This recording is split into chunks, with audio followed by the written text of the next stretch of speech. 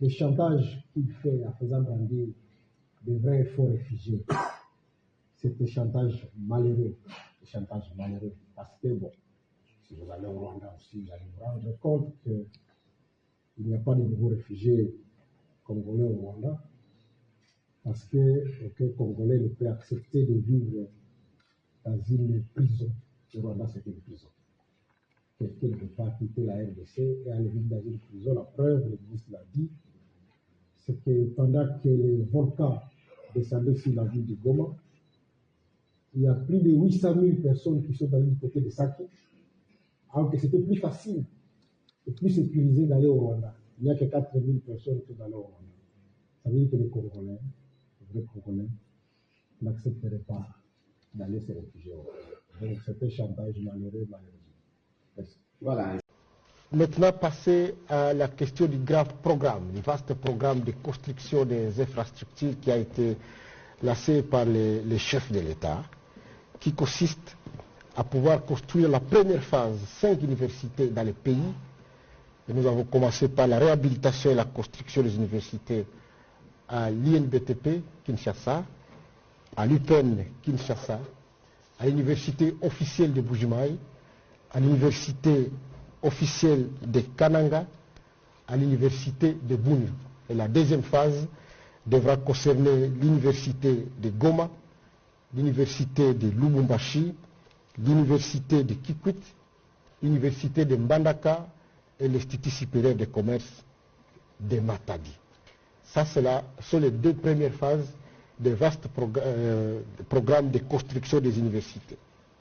Et je voudrais commencer ici par rappeler que la République démocratique du Congo, depuis l'indépendance, puisqu'avant l'indépendance, il y a eu la construction de 3 grandes universités dans ces pays. Il y a l'université de Kinshasa, comme vous le savez, Monseigneur Gillon, il a construit avec les moyens, de subventions de moyens de l'État belge, mais aussi une grande partie des libéralités qui ont été données par des personnes de bonne volonté, à hauteur de plus de, à valeur actualisée aujourd'hui, de 600 millions de dollars américains.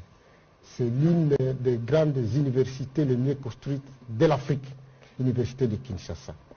Il y a l'université de Lubumbashi, qui était, comme vous le savez, l'université, la grande université officielle Congo-Rwanda-Urundi, parce qu'elle a été construite par l'État congolais pour accueillir les étudiants de ce qu'était avant le Congo belge Rwanda-Urundi. C'est pour cette raison d'ailleurs que vous avez vu beaucoup de Rwandais ont étudié, des Rwandais comme des Burundais ont étudié à l'université de Lubumbashi, parce qu'elle a été faite pour ces 3 États, même si certains d'entre eux se réclament congolais aujourd'hui. Ça, ce n'est qu'une parenthèse. Mais l'université de Kinsangani, qui a été elle aussi, qui a reçu des subventions de l'État, mais une grande partie a été aussi donnée par l'Église protestante. Donc je voudrais vous dire que depuis la fin de l'indépendance, l'État congolais n'a pas songé à l'avenir de ses enfants, à construire de nouvelles universités. Alors qu'aujourd'hui, nous sommes 100 millions d'habitants, nous avons environ 1 million d'étudiants, nous avons donc besoin des infrastructures, et grâce au président Antoine Félix Tshisekedi Tshilombo, qui a demandé à nous, en tant que ministre de l'enseignement supérieur et de l'université, de mettre en place ce programme, un vaste programme de construction des universités. Nous avons entamé la première phase, et je vous dis ici, c'est des universités, pour la plupart, qui commencent de 0 et qui vont être achevées après 3 ans. Je vais commencer par l'INBTP. L'INBTP a eu ce privilège d'être un des établissements proches de là où résident les chefs de l'État, mais aussi qui nous forment des cadres qui doivent construire nos bâtiments et nos maisons. Si vous voyez les images d'illustration que j'ai pu mettre en place, vous pouvez voir là, en avril, à quoi ressemblaient les espaces que nous avons identifiés dans la première partie, puisque c'est une université qui est utilisée, pour pouvoir mettre des nouveaux bâtiments qui concernent les hommes et les auditoires. Alors, 8 mois après, aujourd'hui, voici les images que vous pouvez voir là-bas, des bâtisses qui y sont érigées maintenant.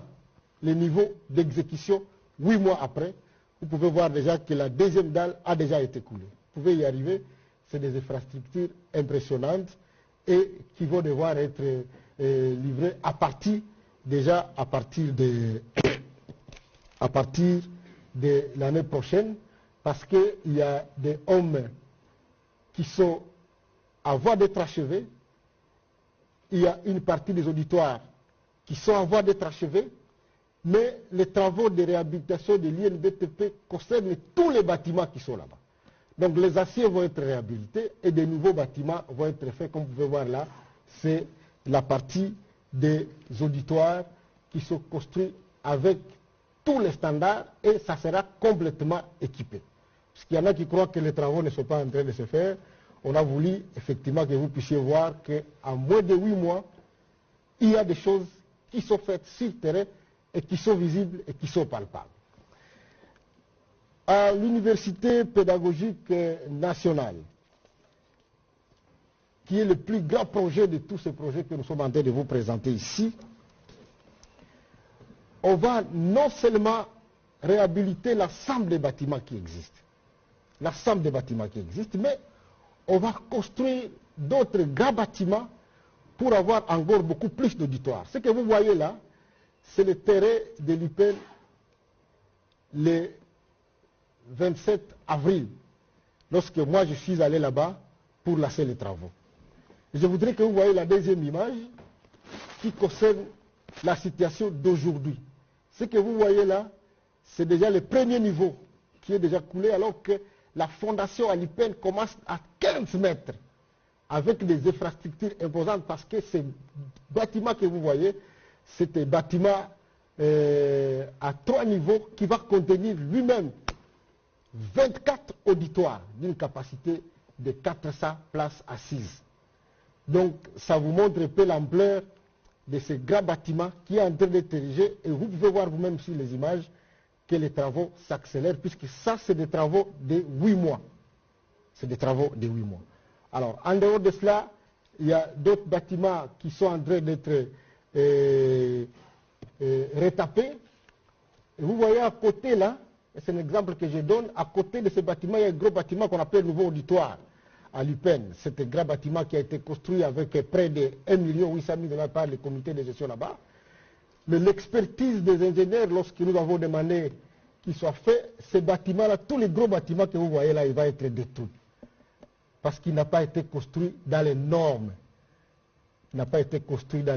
Donc on a dépassé beaucoup d'argent dans ce bâtiment-là, mais il va être détruit. On va devoir construire un autre bâtiment à la place, parce qu'une infrastructure universitaire est appelée à recevoir beaucoup de gens au même moment.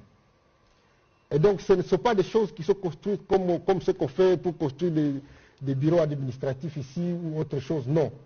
Ça doit être fait avec la manière, et c'est pour cette raison-là qu'il y a des gens très spécialisés dans ce genre d'infrastructures, puisque vous voyez un bâtiment par exemple avec autant d'auditoires, si tous les étudiants doivent être dans les auditoires au même moment, vous comprenez le poids que cela représente.